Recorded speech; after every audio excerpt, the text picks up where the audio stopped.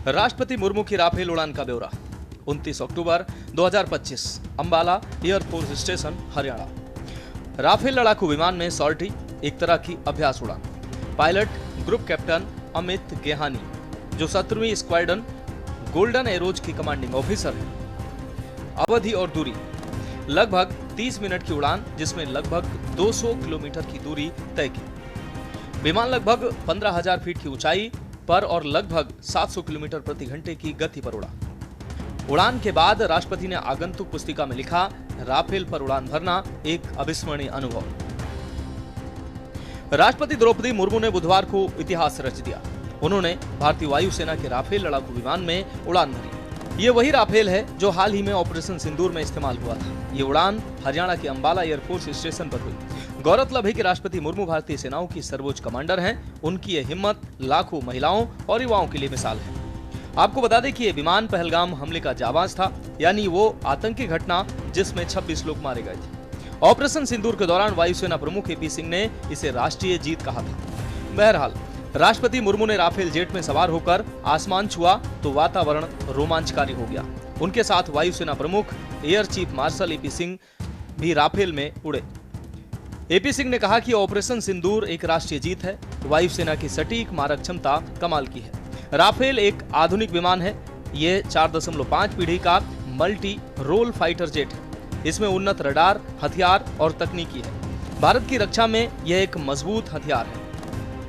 Operation सिंदूर में 26 लोग मारे गए थे। वायुसेना ने पाकिस्तान और पाकिस्तान अधिकृत कश्मीर में 9 आतंकी ठिकानों पर सटीक हमला किया था। राफेल ने इसमें मुख्य भूमिका निभाई। ये भारत की संप्रभुता की रक्षा और आतंकवाद के खिलाफ मजबूत इरादे को दिखाता है।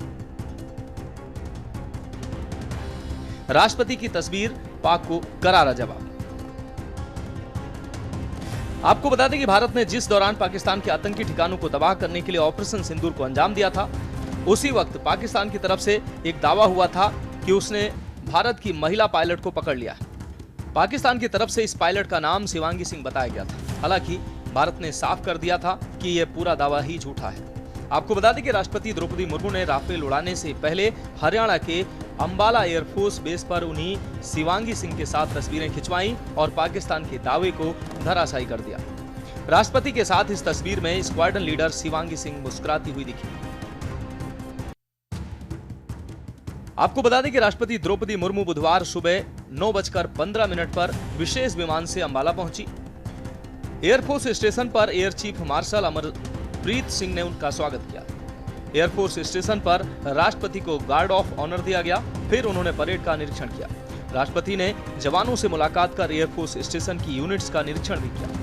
वहीं आपको बता दें कि अंबाला एयरबेस को इसलिए भी चुना गया क्योंकि ये राफेल जेट्स की 17वीं स्क्वाड्रन गोल्डन एरोज का मुख्य केंद्र है और यहीं पर सितंबर 2020 में राफेल विमानों को भारतीय वायुसेना में औपचारिक रूप से शामिल किया गया था।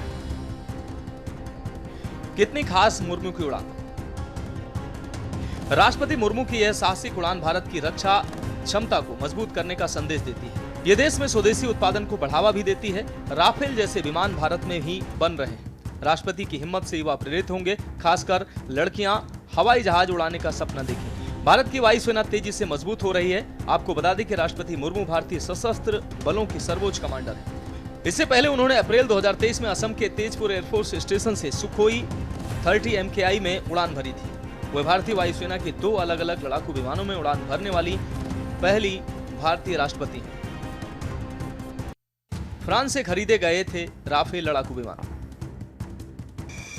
भारत ने राफेल लड़ाकू विमान फ्रांस से खरीदे हैं। पहली खेप 27 जुलाई 2020 को मिली थी, जिसमें 5 राफेल विमान मिले थे। ये विमान सबसे पहले अंबाला एयरबेस पहुंचे थे। उन्होंने फ्रांस के मेरिग्नेक एयरबेस से उड़ान भरी, संयुक्त अरब अमीरात के अल दफरा एयरबेस पर रुके और फिर भारत पहुंचे।